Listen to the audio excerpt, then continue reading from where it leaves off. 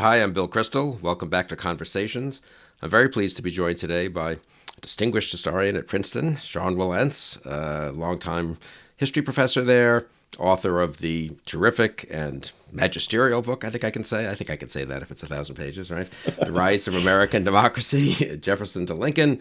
Most recent book, I believe, is on slavery and anti-slavery at the founding, a very hot topic, you might want to say, no property in man. So, and also Sean has written for many journals and participated in our public life and discussing contemporary politics as well. So it's really a pleasure to have you on, Sean. I'm delighted to be here, Bill. Great to see you.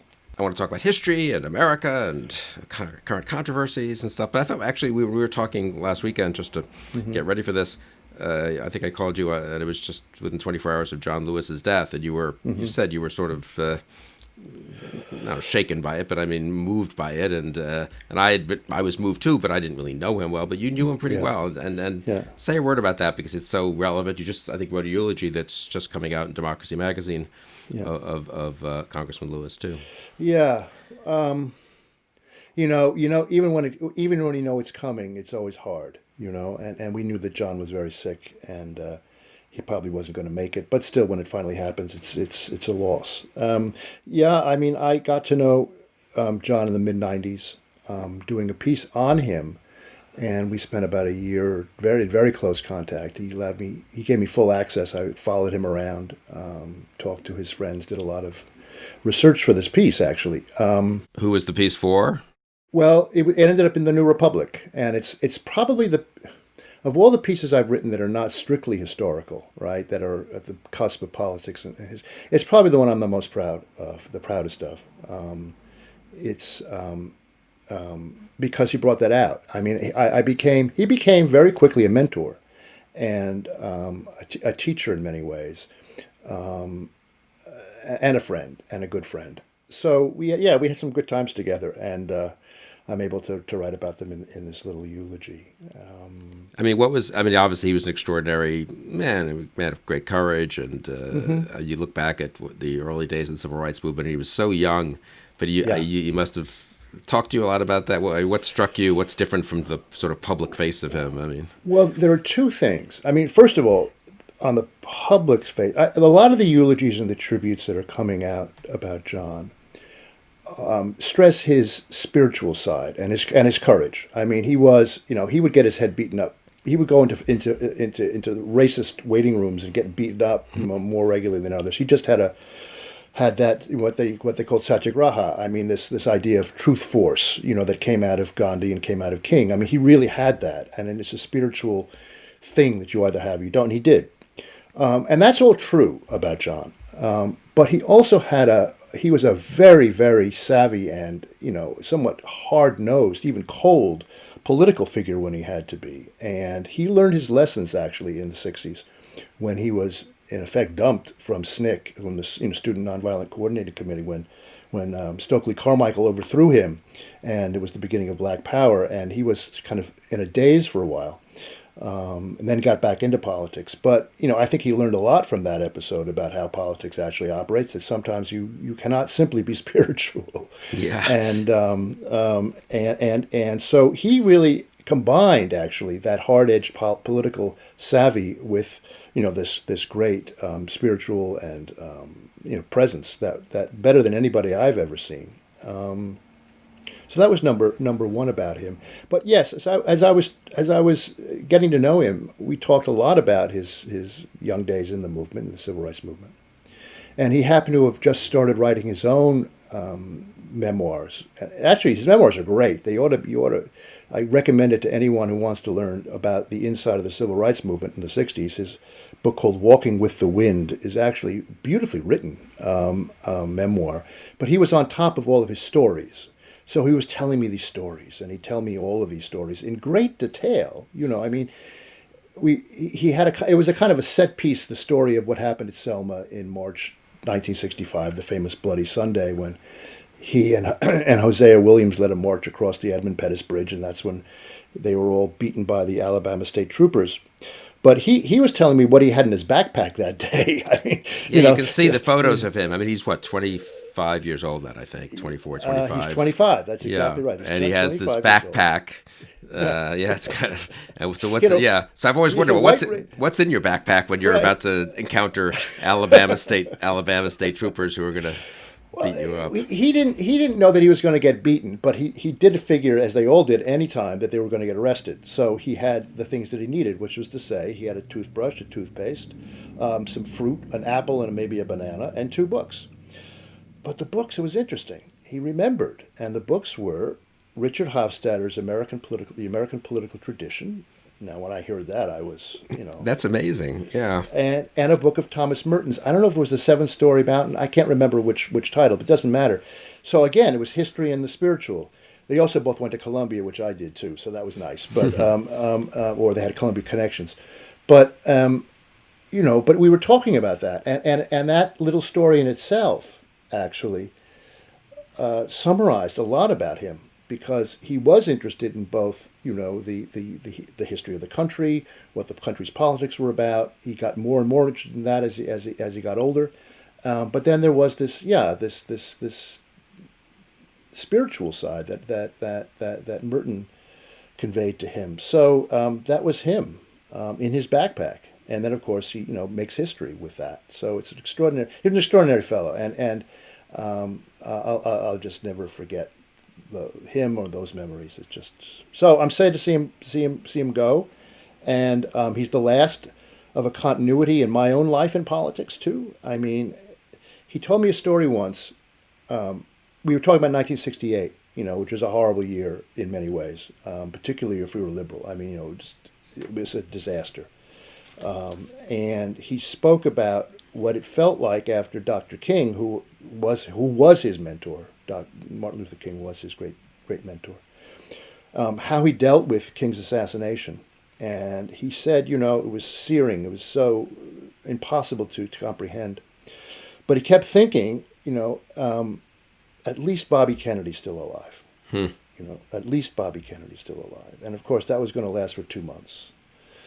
And in a way, John was the last link, if you will, or the last he stood for that continuum, from King, from the Civil Rights Movement, through that part of liberal politics in the late 60s that just exploded. I mean, in effect, it died with Kennedy, but he was keeping on keeping with that mission. So he's gone now too, and there it is.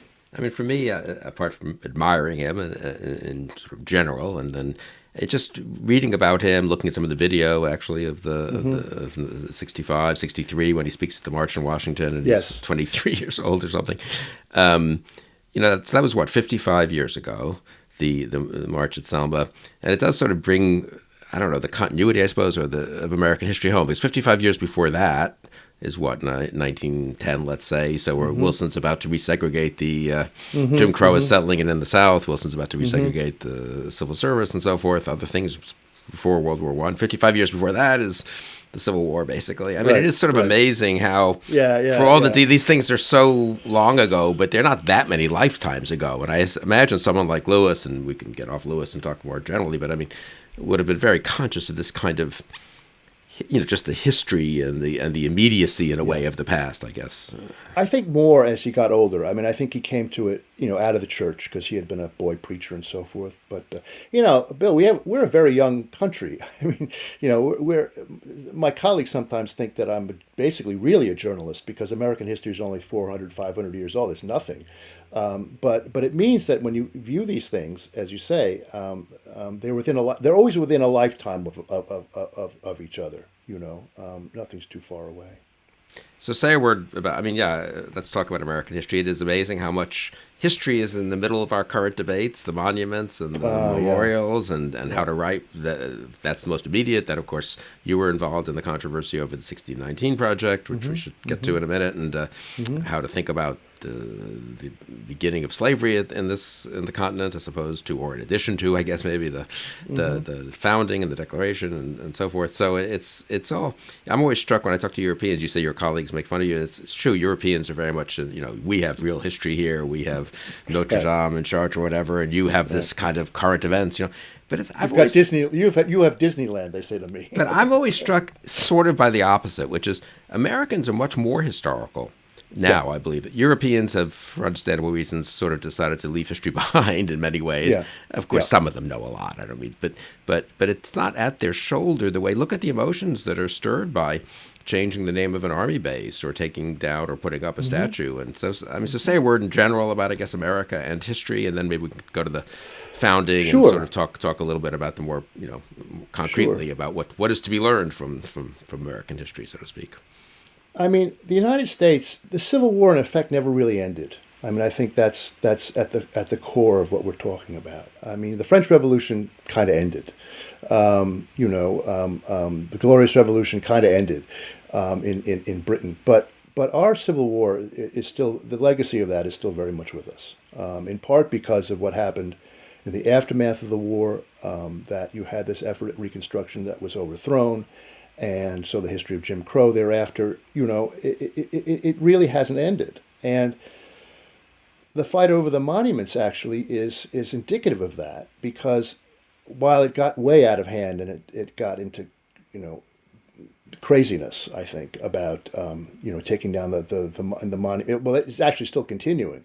The monument of anybody who had anything to do with slavery at any time, no matter how great their contributions were in any way. I mean, this is to me madness. But the stuff about the Confederate monuments was very real, not simply because they were memorializing the Confederacy or memorializing, white supremacy, whatever you want to call it. But they were part of a very conscious political strategy from the 1880s through around the 1910s, 1920s, which it obviously had a lot to do with the war, but it was about, in effect, proclaiming the lost cause, saying that, in fact, the lost cause was not a lost cause, that the lost cause had triumphed again in the aftermath of Reconstruction, and that we are in charge. And now we may not hold national power, but we sure hold power here, and don't you forget it, and here's this statue to remind you of what it's all about. Now, was it that direct and in your face? Sometimes. There's a speech that Jefferson Davis gives at some point in the 80s, not long before he died, in front of a big crowd saying, here we are, Dixie is back. Other times it was more subtle, but nevertheless, that's what it was about. So it's not just about the old history, it's about the history that was being made out of the history that had been made. And so we're still living with that. I mean, it's very recent. And then, of course, there are the social problems. I mean, we still have terrible problems with race relations, et cetera. It's still there. It's not gone away. And it's been,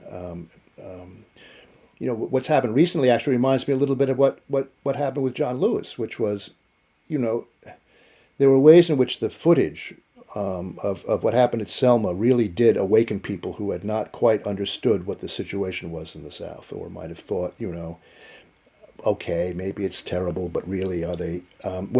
That really, showed how violence was at the bottom of everything. At the end, that's it. It's about violence. And I think that the pictures out of Minneapolis, although it's obviously a different situation, but to see graphically, to see that event with George Floyd, I think a lot of Americans, particularly white Americans, who might have not quite understood what was going on, that they were still had a problem with some police somewhere. I think that it was just so shocking, to see that it awakened people. So there are these moments, in history where in effect the public consciousness, or some of it, kind of snaps, and now everything gets opened up, and that's what we're dealing with now, right? I mean, everything gets opened up, which is not bad in some ways, right? Because it's exhausting. Well, it leads to you learn stuff, and it leads to debate. It is just one point on the Selma thing that I had not realized. I remembered as a 12-year-old, I guess I would have been watching, vaguely watching it, and my parents being outraged, Sure. upset, and of course, and all that. But I had sort of forgotten how immediate what you say is right. I mean, I think it was a week later that Johnson spoke to Congress and said, we've got to pass the Voting Rights Act. And I think it passed a few months later. So, I mean, it was actually a very big moment. It wasn't just, that was a dramatic thing that, people talked about afterwards. So. Well, this is important, Bill. What you say is very important because, and it goes to Johnson's abilities as a politician. When you have these moments of public consciousness cracking or something opens up, the window is very small. You don't have a lot of time before people start forgetting again. I suppose now even more so because our attention spans have dwindled. But Johnson understood that, and he saw a moment, and he seized that moment, and he gave that speech, which supposedly made Martin Luther King cry, weep, when he says, "We shall overcome" at the end. And then he got the Voting Rights Act, as you say. I mean, had he waited 6 months, that wouldn't have happened. And this is why the current situation is so odd, because it's happening not just in the middle of a political season, but it's happening amidst this contagion. And so what is going to be made out of it is not anywhere near as clear, politically or in any other way, as it could have been in 1965. There's no political leader to step forward and make the most out of this reassessment we're going through. So we're all going through it together, and it's messy. It's messy. Yeah, maybe that's in some ways healthy if communities can come together and so forth. But of course, violence doesn't help on the one hand, and demagoguery on the other. So I suppose that's the challenge, right? I mean, well, that's our challenge. That's what we're trying to do, is to keep some seat of reason and talk. Actually, it gives an opportunity for people across all sorts of lines to actually reason together, as long as, it goes back to Arthur Schlesinger's idea of the vital center. There is a vital center, and there are these extremes out there, and if we can recreate it, maybe that's something that Trump has done, actually, is to help recreate the vital center, where people who otherwise might have been, well, we're still going to fight. That's fine. But we also say we're going to fight among each other, but we're not that. And we're not that. We're not the what should we say, the more extreme social justice warriors on the other side. We're not that. There is a center that we can share. That might actually be a good thing. Coming out of it politically, that could arise, but we got a long way to go. I mean, how hopeful or not hopeful are you about that? I mean, university presidents, community leaders, governors, mayors, obviously church leaders. I mean, yeah, in principle, one could say, look, on the one hand, it's reasonable to remove this. I'm making this up. I mean, remove this monument or statue from this place because it really was put up with a certain intention, and it's not someone we want to be honoring. And we shouldn't have mob violence, presumably, to tear it down, but we can remove it. On the other hand, as you say, someone who was a great American who happened to not be as anti-slavery as we would now like him to have been 200 years later, that's a different matter. Yes. And are people, I mean, how hopeful are you that, I take it that's kind of where you would want things to, the kinds of distinctions you'd want made, and how, tell us about the distinctions, I guess, and then how hopeful are you that they can be made? I wrote a piece in the Wall Street Journal about this. I mean, I do think that there's a case to be made for getting rid of the Confederate statues. Many of my Southern white friends don't agree, and we have to agree to disagree. But I think that's a very specific thing that you ought not to think about. I mean, look, at one point in where was it? I can't remember. A statue in San Francisco, a statue of U.S. Grant was toppled. Now, this is, to me, crazy, right? I mean, just crazy, because in fact, his father-in-law, he grew up in an abolitionist family. Grant did in Ohio, but he married this a Southern gal, and his father-in-law was, an unlikable fellow, no matter what. But he was also a slaveholder, and he actually gave Ulysses Grant, the young Ulysses Grant, who was very poor at the time, a slave, which Grant then promptly, I think within a year or so, freed and got rid of, and that was the end of it. That's what people don't like about him, and why they're pulling down his statue, which is, here's the man who vanquished the Confederacy and went on as president to, break the Klan and all the rest. And was actually, for his time, one of the most enlightened, shall we say, on race, right? In general, I mean, really tried hard. His presidency got overshadowed by scandals and so forth, but he really tried hard, I think, to carry through on the healthy side of Reconstruction. I think that's right, exactly. And at any rate, so to see him Grant be trashed was, in a way. Look, in these moments, you also get people doing what excesses. Excess sounds like a euphemism, but you know what I'm saying. I mean, you get crazy people doing things, and you have to crack down on that, and you have to say, don't do that. And I've actually seen that in some of the demonstrations here in Trenton, for example. There was a moment where I was watching, there was a demonstration going on, and they were getting very angry at the police. But then the police showed that they were basically on their side. But there were still some kids in the back who were throwing bottles, water bottles and stuff, right? And the crowd turned on the bottle throwers and said, no, you don't do that. So it was an interesting moment where you saw the excesses were being curbed. But to your larger question, look, I'm preternaturally hopeful. That's the only way we can keep going. But I do think I think that things are actually better politically, funnily enough, than they are culturally. I think that we've been living in this really under this abnormal administration for 3 odd years, three years going on 4. And I think that if that were to, if I'll be frank, if that were repudiated in no uncertain terms, then I think the chances for normal politics to resume could happen. And we haven't had normal politics for a very long time anyway. I mean, it's been crazy for a very long time, and it oughtn't to be. I'm more hopeful on that score, looking at the latest polls or what have you. I mean, it's going to be a ways to go, but nevertheless, than I am culturally. I think culturally things are much more unsettled, and in the universities and the foundations elsewhere, there's more hardened ideology, I think, out there. You know, when you have to appeal to the voters are pretty sensible. And so in politics, as I think you saw during the Democratic primaries in the end, I mean, when the Democratic voters actually voted, they came up with their candidate. Now, whether you like him or not, nevertheless, to my mind, he was a sensible candidate.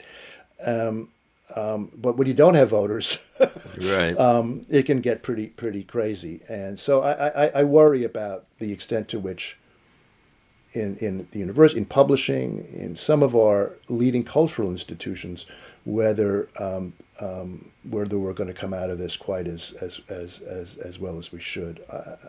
We'll see. Yeah, and so say a little more about that, just because. So since I'm more on the political side, I get worried about Trumpism that I think we will have for now a normal Democratic Party, so to speak, with Right. Former vice president leading it and so forth. I won't agree with it on some things, many things, but it will be Right. recognizably in the mainstream of the American tradition.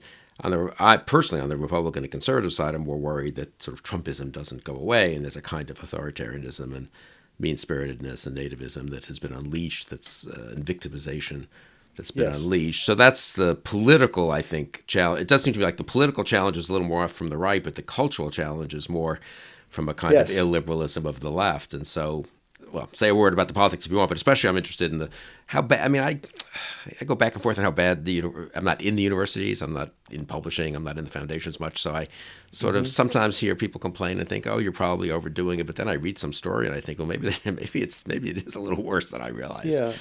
Well, I mean, I think I know my university best. I mean, the vast majority of people on campus are reasonable people who want to continue going as we've been going for 250, 300 years. But I do think that there's been a falling away of an appreciation for what I think, again, is the vital center in a way, where people on the left and the right, no matter how much they disagree about how the liberal values of the university ought to be applied, they agree that the values are important. I'm a little nervous that consciousness may have fallen away over the last 20, 30 years inside the universities and indeed inside other institutions as well. I can't put my finger on it quite yet, Bill. I'm not quite sure how much of a threat it is or how much of a problem it's going to be. But it's something I sense out there, that there is an illiberalism, as you put it, that it's on the right too. I mean, it's on both extremes. But since I'm on the left, I'm more worried about what's happening there, because I think it stifles a lot, and it's just something that shouldn't be there. I'm generally hopeful about it. I think that we're in a moment now of maximum stress and ideas that may have been out on the margins because in part of with the social media and so forth, they can escape and get out there. And I think people are we're in the middle of a freak out. And my hope is that if the election turns out in November the way that I hope it does, that there will be some calming effect. That the turmoil that we've been living through, almost daily turmoil we've been living through, given Trump's style. I mean, it makes one crazy. If the kids say crazy making, well, it's crazy making, and I think that just to get rid of that would be a step in the right direction in terms of restoring some sense of normality to the cultural and the political scene. Trump's a very big problem, but he's not the cause of everything, right? I mean, all this stuff led up to him is still going to be there, as you say. So we've got a lot to do. And in the universities, are people, I mean, do you feel that some people who want to defend, free speech, free inquiry, heterodox opinions are stepping up and saying so, or aren't? Yes. How bad is the intimidation? Do people at I Princeton think, feel it when they walk into a classroom? Do students feel it when that they're going to be exposed for something, an opinion they yeah, offer at 10:30 at night in a dorm room, and it'll be on social yeah, media and so forth? yeah. That alarms me a little bit. Yeah, no, it should. I mean, we don't have classrooms anymore, so Yeah, it's good point. Right. but insofar as I mean, look, I've never seen it. It's never hit me, but I've gotten a little rumbles about people being upset. Social media changes everything, and unless you're connected to it, I'm not. I have these sites that my publishers make me put up, but I don't attend to them very much. But I mean, I've heard reports of just viciousness on social media. I don't think that the universities are necessarily any more prone to that than other places, but it's there, and you hear these terrible stories. I think no, I think that there's been healthy replies to all of that stuff coming from the faculty, at least here in Princeton. And there's a dialogue that's going on, so we'll see where it goes. I don't think that the universities are about to repudiate everything they've stood for since the Renaissance or what have you. I don't think they're about to do that. I think they're feeling great strain though, and the university's integrated late, and integration is always uneasy. I mean, it's never simple, and it can take decades to solve these things. And we're just going through that. But I think that the people that I know that are in charge show great, devotion, I think, to the ultimate mission of the university, and that's all you can ask for. Yeah, I guess in the late 60s, early 70s, the complaint by liberals or old-fashioned liberals about the reaction to the New Left wasn't that the old-fashioned liberals agreed with the New Left. It was that they didn't stand up to the New Left when the New Left went sort of over the line, and I guess that would be the question today. I mean, where were you? Were you involved in the Woodrow Wilson School debate? Since you're at Princeton, you're a famous American historian at Princeton. Presumably, someone asked your opinion.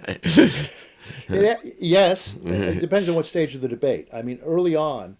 This all started 5 years ago with the. Just to be clear, so the Wilson School is the graduate school of public policy at Princeton. So named after Wilson, a famous Princeton president who became president of the United States. A fairly important figure. And an especially important figure at Princeton because he was an important president here. But the school was named after him not simply because of his legacy at Princeton, but because he is best known for his a role in international affairs, and his attempt with the League of Nations and so forth to reorder the world in a more just way. And I mean, it's why he's remembered in Europe. I mean, there are monuments to Woodrow Wilson in Central and Eastern Europe all over the place, or even in Paris. Are they going to rename the avenue? I don't know, but never mind. So was I involved? Yeah, 5 years ago when this all started, the university I thought did a very wise thing, which was just step back and have a consult with everybody, and they certainly consulted with me, and I have my own views about Wilson, which I was happy to share, but there were people who knew much more about it than I did, so I referred them to the people who did, and they did consult with those people, and they got a balanced view of what Wilson was from American historians, and I know that they actually. Not only that they contacted them, but they listened to them. So I was what was worked out in the end was something that I didn't like it exactly, but that's what a compromise is. But it was a workable compromise. This time it was much more sudden, and this is again why I caution that we're in a moment of. We're in a different kind of American moment, if you want to talk about history. We're in the grips of something much more like. I don't know. I mean, the word hysteria, it sounds very strong. It is strong, but it's something in that direction of emotionalism running ahead of facts, and facts trying to catch up with emotions, and and then that old American trait, a love of purity, comes out. So I've said to friends that the only two novelists I know who could capture what we're going through now would have been Nathaniel Hawthorne and Philip Roth, and they both understood hysteria extremely well. And then, of course, among the historians, and this is another thing we could talk about, actually, is the historian who best understood this was Richard Hofstadter. And as it happens, I was bugging the people at the Library of America for a long time that they didn't have enough historians on their list. That great history is indeed a literary art, and there were many great American historians who wrote beautifully. Besides, Henry Adams and Francis Parkman and so forth. So I got them they were persuaded, and so they're going to be doing more historians. And the first one they did was Richard Hofstadter, and so I edited. I hope we're going to get all of Hofstadter's work out, but the one they wanted to bring out right away was Anti-Intellectualism in American Life and The Paranoid Style in American Politics. Probably the books that he's best known for, at least among people who write about politics today. The paranoid style has practically become a byword, right? Right. Not always well defined, but it's out there. So he understood what was going on. This how to put it? This mania, practically, for purity captures people, and it leads to a mentality which is almost. People become hunters, heresy hunters, and the heresy hunters are out there. And, I just saw a piece today. This is going to be more with the Republicans than with the left. But poor Liz Cheney's taking it on the chin from people inside her own caucus for not being, for being a heretic, in effect, for not being, Trumpian enough. Well, that's part of there's a political reason for that, I understand, but there's also an American part of that, which gets unleashed. And I think we're seeing that unleashed big time right now in the culture, that people are taking advantage of it, that there's an opening, there's a political opening. There's no leadership, there's no political leadership. And into the breach step the hustlers and the demagogues and all the rest who are going to take advantage of that. And that's where you get this mania, getting out of control. So I'm hoping that we're in a moment that we're going to look back on, and the morning after will happen. Everybody will say what happened. But I just hope that there'll be. Look, to put it slightly differently. No matter what happens, we're going to be facing enormous challenges on a scale that I don't think either of us have known in our own lifetimes. Mm-hmm. Bill, if you're born in the early 50s. We had many challenges along the way. We had the war in Vietnam, we had civil rights, all of this stuff. But nothing like what the pandemic, the epidemic, I call it the contagion, has caused, just as a public health crisis. Then the economics of that have yet to be understood. The downfall is going to be extraordinary, especially the longer it continues. And then you got the racial stuff in the background of all of that. Now, those are three gigantic challenges that no matter who is elected is going to have to face. And as a nation, we're going to have to face. And again, if we can turn our attention to facing those challenges, then I think we'll be better off. And if we can do so in a calm way, we can get somewhere. It's interesting you mentioned Hofstadter, who I read some when I was in college. My parents knew him pretty well, so I knew him slightly as a kind of impressive adult figure, in my folks' apartment. But I guess I assume the book that I remember the best, because I'm not a historian, I guess, is The American Political Tradition and the Men Who Made It, those wonderful, fairly short essays about, a dozen or so American political figures. I guess I assumed that's what Lewis had in his backpack, but is that wrong? Maybe. That is. That's okay, it was that book. Okay, yeah, it was that book. Yeah. 65. So it's interesting. Hofstadter actually shows up in Selma. There's an historians group. There's a second Selma march after the beating. Then King leads a second march, which actually makes it to Montgomery. But there was a contingent of historians there. and included C. Van Woodward, John Hope Franklin, and Richard Hofstadter. Wow. And there's a story about that march where they were in a bus and they were being driven somewhere in Selma, from one church to a staging area, something like that. And the bus driver momentarily lost control, and the bus swerved. And Hofstadter, apparently with great sanguinity, looked up and said, "Be careful. You'll wipe out the entire liberal interpretation of American history if you continue to drive like this." So he was there, yeah. But American political the books that I'm writing that I published just now were coming out just at that moment in 65, 66. He was very alarmed by Barry Goldwater, Hofstadter was, and so he wrote a lot of pieces about the Goldwater campaign. But the anti-intellectualism had really come out of the 50s and McCarthyism more than anything else, I think. Right. But these were all coming out right then. Yeah, the liberal tradition, of course, reminds us that there were other traditions before too, Charles Beard and stuff. So it's not as if liberalism in the broad sense has always been so dominant in well, that's right. American history or historiography. That's right. But you mentioned the Civil War before. You said the way the Civil War still continues. But I suppose the Civil War itself is a continuation, obviously, of problems left unresolved at the founding, and then it's a question of which founding, the founding of 1776 or 1789 or 1619. So, and you were say a word about that. So you were obviously how much? Yeah. Tell us a little about the 1619 project. Your reaction to it. You wrote eloquently about it. How much? What reactions you got to your reaction to it, and so forth. I think it's an interesting moment in the last few years. It was an interesting controversy, to say the least. I ran across it about a year ago when it first appeared in the Times Magazine. Say a word about what it is. So it is a series. It is a series of articles. They devoted the entire issue of the Sunday Magazine to this project that they've gotten going, which is to try to recenter American history around slavery, to say that the way that we've understood history, including its landmarks, its dates, and so forth, is really incorrect. That slavery is the essence of American history. It's the foundation of American history.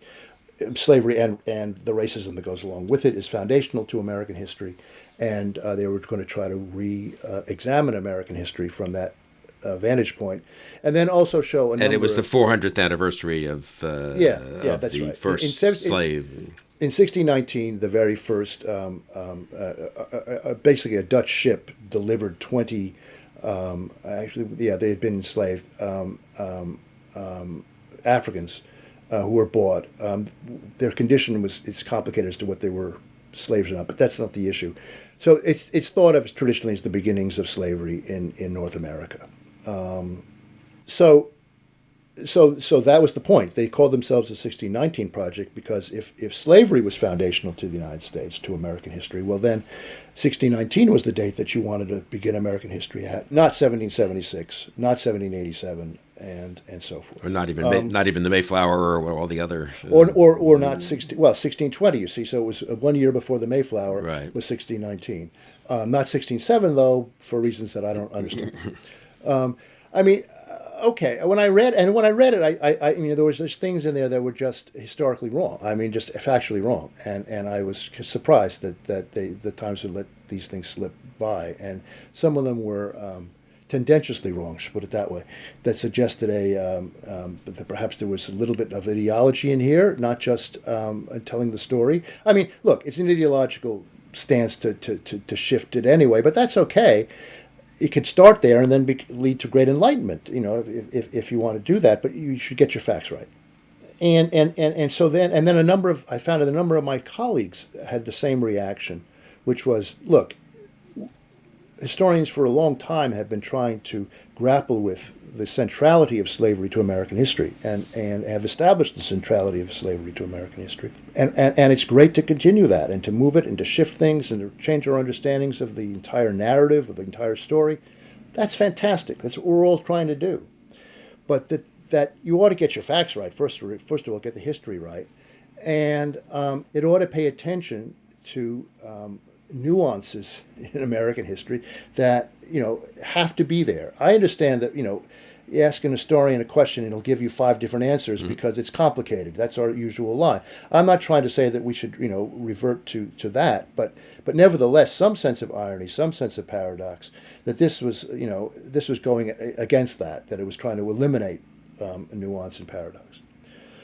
I mean, to me, and right away I thought, well, the United States didn't even exist in 1619. This is the British Empire that you're talking about. And if you want to talk about slavery in the British Empire, well, that's an interesting question. But that's not the United States. The United States doesn't come into existence until the Revolution. Now, by the time we get to the American Revolution, and by the time we get to the Constitution, it's in fact the Americans. The American colonies have given birth to the first anti-slavery movement in the Atlantic world.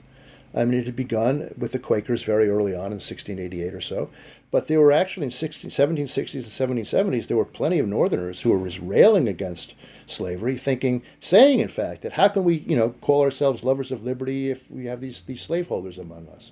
So, and in fact, the Northerners were starting the very first successful emancipation projects, again, in Atlantic history. The very first gradual emancipation law was passed in Pennsylvania in 1780. The first constitution, actually, that banned adult slavery was enacted in Vermont in 1777. The first anti-slavery society in the history of the world was established in Philadelphia in 1775, about 5 days before Lexington and Concord. So this is America, and it's not that America is anti-slavery. It's that there's a fight, there's an argument from the very beginning. There is no one thing about America and slavery. To say that slavery and racism are foundational to America obliterates the fact that when the United States is being formed, there's a great deal of anti-slavery out there as well. Not all of it coming from the enslaved. I mean, of course, the slaves are not terribly into slavery, and there are rebellions, and there's all sorts of things going on. But even apart from that, and in fact, playing off of that, in Massachusetts in particular, it's freedom suits by African slaves or African American slaves are pushing white people to take an anti-slavery stance. But the point is, there's always a struggle. And the struggle is there from the beginning. And that's what I wanted to make sure people understood. And that's not there in the 1619 Project. Indeed, in the Constitution, the book that you very graciously mentioned earlier, Bill, is an attempt to go back and look at the debates of what happened in 1787. Now, your listeners might know that, the Constitution is thought of as a pro-slavery document because of various compromises that were made in it. The notorious 3/5 clause, the delay in ending the transatlantic African slave trade, and there's a fugitive slave clause in there. But looking back at the debates, I found that interpretation is not the whole story by any means, and that in fact even those compromises were more salvaging jobs by the South to reclaim something, to get something they could take back home to their constituents to sell the Constitution, particularly the slave trade. They didn't want the federal government to have any power over the slave trade at all, but the Northerners insisted. But the key to it was that the Constitution, just to be clear, anticipates or allows it to be ended in 1808 or something, isn't that right? And that's correct. Which Congress, which the federal government did. Correct. And everybody kind of knew that it was going to happen because the Virginians were against the slave trade for good reasons and bad reasons. But it doesn't matter. And Virginia was the largest colony, largest state, so everybody knew this was going to happen. 20 years, it's a long time, and they got a lot, they did a lot of importing of slaves. But nevertheless, that was the first blow against the transatlantic slave trade, again, in the Atlantic world, undertaken in the name of a government. I mean, that was it. It said, we are giving Congress the power to do this in 20 years, if they want to do it. Now, compromised, mottled, not what you'd want, sure. But given against the millennia of the history of slavery before this, where it was all taken for granted, this is, to me, actually, I see it very, very differently. And I think I can persuade people to see it differently. But most of all, the framers, or rather the majority of the framers at the convention, I went through the Madison's notes very, very carefully. And James Madison at the convention, as you know, he was a very important figure at the convention in 1787. But he kept notes. He kept notes of what was going on. It's the only quasi-reliable account we have of what happened behind closed doors. And there are problems with them, and he kept revising them thereafter, and they're a problematic source. But taking all those problems into account, I went back and looked at the debates about slavery. And what they showed to me was that the majority of the convention was determined to keep slavery out of national law, to keep it purely a state operation, which meant that it was not going to be enshrined as an American institution. It was going to be at law. It was going to be left up to the states to deal with.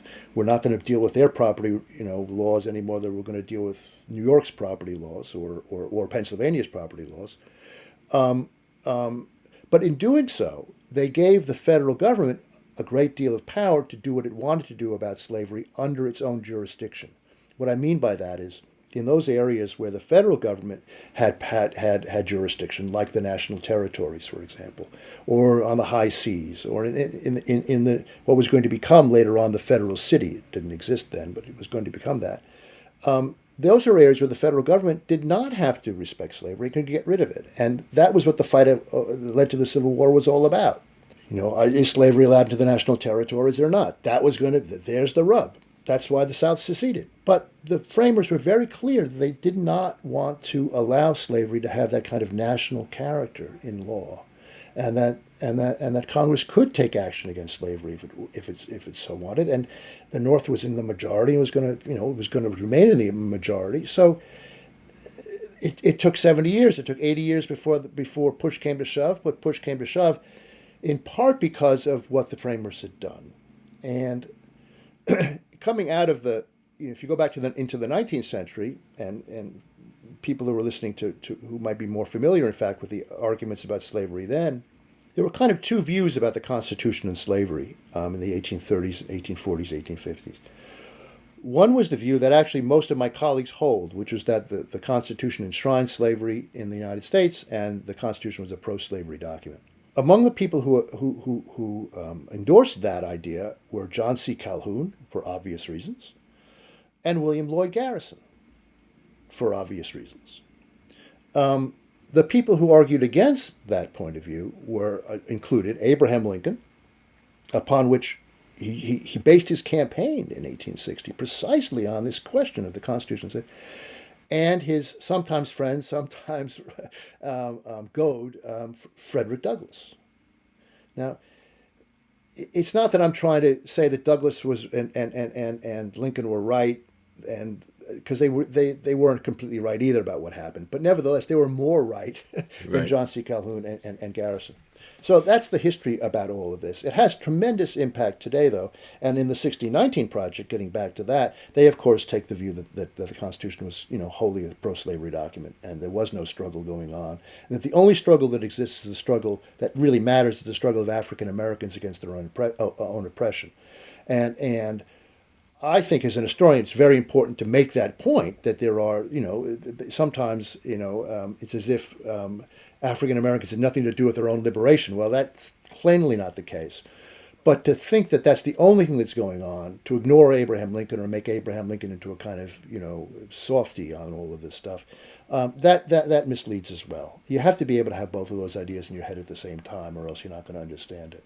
So it always seemed to me, I don't know nearly as much about it, but the Northwest Ordinance, which was once considered a kind of core law, I think it's featured at the beginning of the U.S. Code after the Declaration of the Constitution, passed by the Articles of Confederacy Congress, I think in 1787, and then repassed in the first session of the U.S. Congress. Banned slavery. It does other things. It's very important because it shows you the states are going to be admitted as equal states. So it's the kind of American mode of liberal empire, if you want to use that term. But it also bans slavery in all the states that are going to come out of that, which is a lot, right? Ohio and Michigan and all these 5 places. States, or is it? And that's not inevitable, of course. They could have been neutral, as Stephen Douglas 70 years later, I guess, wanted to be about, let the settlers of those territories or the new citizens decide. But they did go out of their way to ensure that the first wave of expansion of the Union, at least, would increase the strength of the anti-slavery forces, which the Southerners were aware of. I mean, and didn't like for certain reasons, right? I mean, Yeah, you're exactly right, Bill. And so what did the 1619 people say in response to that? Well, I was just not as important, or you'd have to ask them. I don't know. I haven't gotten much response. Yeah. I mean, Well, but the response is important. I mean, look, and even before that, it grew out of a proposal that Jefferson was pushing in 1784 to ban slavery in all of the territories. The Northwest Ordinance covered the Northwest areas north of the Ohio River, but Jefferson was pushing to keep slavery out of all of the Western territories. Is that right? So that's Jefferson's usually regarded as, I think with some justice later on, as a little soft on too accommodating on slavery. So that's interesting. Yes. I didn't realize if Thomas Jefferson had died in 1787, he would have been regarded as one of the few great white anti-slavery people in Western history. Things changed thereafter. But it goes back to 1784, and of course the Northwest Ordinance was crucial to the anti-slavery cause thereafter. And it was a kind of repudiation it was the standing proof that Congress had the power to keep slavery out of the territories if it wanted to. This was something that the Calhounites denied, and something that sort of the Garrisonians kind of went along with too. They couldn't explain the Northwest Ordinance any better than the 1619 Project can. And so what was so you wrote, I think, a long review essay, in a sense, of the 1619 Project essays, you and your but there was also you and other distinguished historians, Gordon Wood, wrote about this, and say a little about the reaction to your reaction and the reaction to the reaction, just as a... Okay, what happened was, I mean, I'd seen this, as I said, back in last summer, and I was honored enough to give the Philip Roth lecture, actually, in Newark in the fall, in November, and I decided to make slavery my topic, coming off of something that he wrote about in The Plot Against America. And along the way, in passing, I tweaked the 1619 Project as being, not understanding something about the character of slavery, being cynical about all of this. Then I looked around, and a bunch of my colleagues were giving interviews on a Trotskyist website. God knows. I mean, you never know where people are going to come from. Right. These are Gordon Wood is not a Trotskyist, shall we say the least. Right. But this was the place. This was the port in the storm where they could actually, make their criticisms.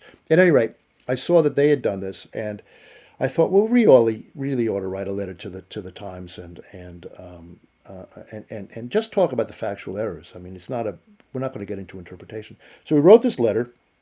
We tried to get more people to sign. This was a sign of fear, I think, of the Times as an institution, and perhaps of people didn't want to break ranks or something. At any rate, the five of us wrote this letter to the Times.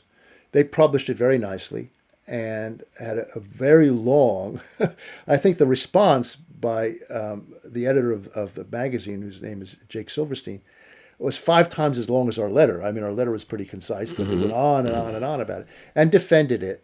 And then there was just sort of a crazy next few months where, in fact, it turns out that they had checked some of the facts of this and had been told that these facts were incorrect, and they went ahead with it anyway. And it was all getting very messy. Then, of course, they were given the Pulitzer Prize for, who knows whatever reasons. But, it was a real argument. Unfortunately, I think, given this place that we were at politically at that moment, it was hard to have a really good dialogue. I mean, I regret that we couldn't have an honest dialogue about what happened. I later ended up replying to the long reply in a long piece in The Atlantic, in which I basically made the argument that, facts matter in talking about history. So it's still unsettled. The issues are still out there. We'll see what happens. But this what should we call it? This view of American history, this very narrow view of American history to my mind, and cynical view of American history, is out there in all kinds of ways, not just on the history of slavery and race. And it's just something that, as a historian, I have to put up with, and as a history teacher, professor of history, I have to put up with. I think that there's been over the last 30 years or so, there's been a souring on the United States. I mean, I think it probably dates back to the Vietnam War and all the things you talked about with the New Left in the 1960s. And I think there's been an abiding sourness about the United States. I don't want to say anti-American because some of it's not. I mean, it's not that simple. If it was that simple, you could just see it that way. But there's a kind of, I think there's a cynicism about everything, actually. I mean, I think we're living in a very cynical time. And, but, you know, if you're going to be cynical about everything, you're going to be cynical first about your own country, I suppose. And, but as an historian, that's a problem. That's a problem. Not because what they say about the, you know, terrible things that the United States has done isn't true. It's just that we have to understand them, not indict them. You know, I mean, I'm not here I'm not here as a prosecutor. I'm here as an historian, and I want you to understand why these things happened. Because if you simply indict and if you don't understand, then you can't actually do anything. I mean, insofar as history should be the basis for informed citizenship, if you've got it wrong, then you're going to make mistakes.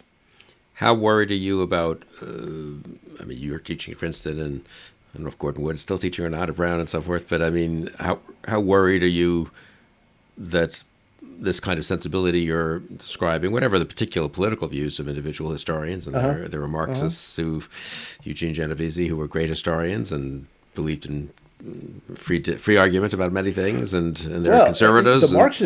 The Marxists are on our side. I mean, it's, you know, they're the ones who are giving us the. That's funny, isn't it? Colleagues. Yeah. So how worried are you about, you know, younger generations of historians as college professors, also about the teaching in the high schools? I mean, some conservatives, sometimes they sound a little over the top to me, but then I actually see some of the curriculum and I think, oof, I don't know. I mean, how much are we in a Howard Zinn, you know, sort of world of teaching history in our civic, beyond the elite universities, but I mean in our culture as a whole? I think it's out there in the culture. Frankly, I don't know enough. I haven't seen enough high school curricula. I mean, people boast that the 1619 project, in fact, is going to have curricula all over the place.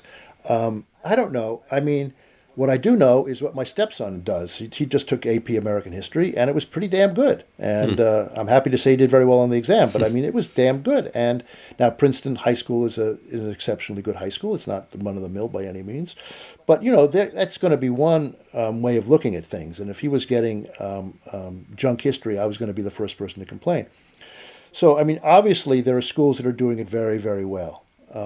And the students who come my way as freshmen, that's the other way I can see it. Say a word about that. You've been teaching at Princeton for what, a long time, so you've seen 40 years. You have a lot of comparative data, at least within that slice. I don't think it's changed a whole lot. The kids have changed somewhat. I mean, there are more African American students and so forth. That's good. There are more, you know, obviously many more women than there were back when I started, when they had just finished desegregating. But no, I think that the kids I see, I'm incredibly lucky. I mean, I get the cream of the crop, so I'm seeing the very best. And they come with, you know, pretty open minds, at least to my courses. I'd say I'm optimistic, Bill. I am. I don't think that.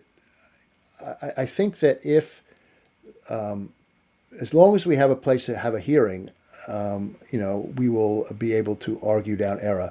And I think that as long as the universities remain, you know, what they are and have been, I don't think that there's going to be a problem with that. I mean, I still hope that I'll be able to convert everybody to my book, but that's every historian thinks they can do that.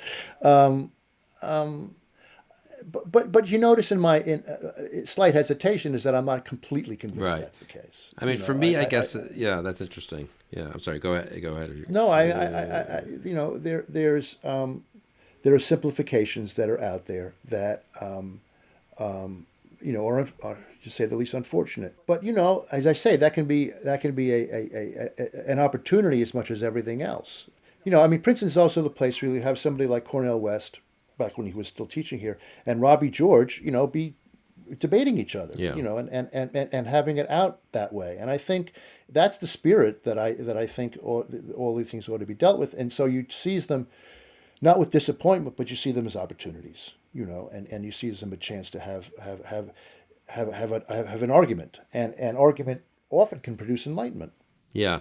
I mean, for me, I guess it's the mob spirit that's most worrisome. And you see it on the right and the left, incidentally, as you sort of alluded to earlier. And I'd say Yeah. the intolerant right and the intolerant left. And it's, but even if universities are problematic for some of us and have been for a long time, there are other historians who aren't at universities who write good books, and then people yes. do have put on bestseller, hugely successful musicals and so forth. So there are ways that people can access history that's not, even if the course that I don't particularly like, the course some kid is getting in 10th grade or whatever, or even perhaps at other places than Princeton, even in their introductory or advanced American history classes. But I guess what worries about the mob thing, because it sort of just suppresses even I'm going to go see if there's another point of view, because you can't either see it or you feel awkward even recommending it or suggesting it. I agree with that. And some of the things I've seen on YouTube with the at other universities, there's one at Evergreen State in Washington that was particularly shocking. Yes, you do see that. I don't see it here, but you do see that around the country, and it is absolutely worrisome. The mob rule, always is. The thing that's so ironic about all of this, of course, is that some of the people who are the most strident and the boldest and all the rest of it, no one's ever going to read their work. I mean, no one outside talk about Mandaриnism. I mean, it's a kind of weird, revolutionary Mandaриnism.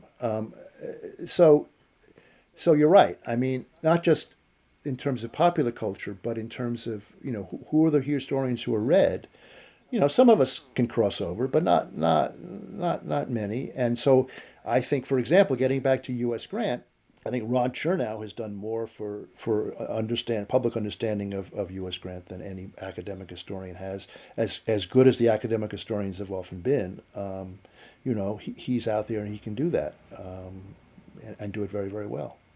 Yeah, I mean, I guess one thing maybe we can close on a somewhat upbeat note, too, is that I always remind my conservative friends who are, it's gone so downhill, no one takes the Federalists so seriously anymore, Lincoln, and I'm I wrote my dissertation partly on the Federalist and was hugely influenced by Lincoln and Jaffa on Lincoln and so forth, and Frederick Douglass, but having said all that, it's, of course, they were, if you go back slightly before you and I guess, showed up in colleges and universities, the dominant schools did not take the Federalists very seriously and did not take Lincoln seriously. And it was a weird combination of, I guess, Marxist reductionism, the property holders, and Dunning School lost causism, and the Lincoln-Douglas debates were about nothing. And I mean, I don't know that much about this, but I saw it, Jaffa discusses this in the opening chapter of Crisis of the House Divided. And so I guess these things do change, right? I mean, it's not as if we were dropped into a typical history class in 1925, and either the North or the South, I guess, right, we would find a lot to complain about. And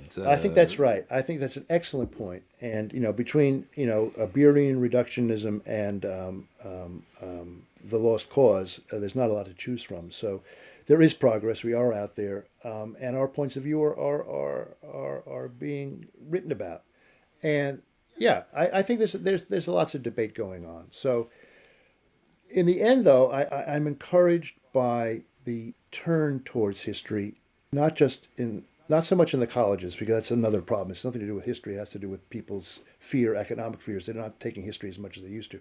But in the country as a whole, there is a thirst for historical knowledge. And you see it. Going back to the very beginning of our conversation, you see it in the monuments debates. You see it in all of these things. People are very, very hungry to grapple with their history, perhaps more in the United States than in any other country that we can think of, at least big Western countries. So that to me, again, is a great opportunity. And it's why I like doing things like your show here. I mean, it's just a great chance for us to instruct historically. If Americans have a problem, their consciousness is not terribly historical. That much is true. I mean, Henry James is not wrong about that. We don't have the ruins. We don't have the old stuff. We think of the future. We don't think of the past. That's not something we've cultivated. But if we can cultivate it more and open it up more as a form of public discussion, that would be fantastic. And that would mean that you're not following any one line, but you can have debates about these things, much as we've had debates about the monuments. It's purely emblematic, perhaps, or symbolic as that is. It's nevertheless gets people thinking and talking, and that's fine. So let's have those conversations, but to have them informed by history is something that hasn't been done terribly well in America up until now. Maybe now America's finally old enough that we can do that. That's a good note to end on, both somewhat upbeat and sober, though. And we'll have to come back sometime and do a conversation where I'd really like to get your recommendations, actually, about different things to read on different topics and figures. Sure. And I think it would be very helpful for our listeners. But that would probably be another hour, so maybe we should let everyone go now and come back in a few months and have that second conversation. Plus, you can update us at all on how things are going we'll see how things are going virtually at Princeton and in the country and in the country as a whole. Sean Wilentz, thank you very much for joining me today. It was great to be here. I hope to do it again soon. Take care, Bill. Thanks, Sean. And thank you for joining us on Conversations.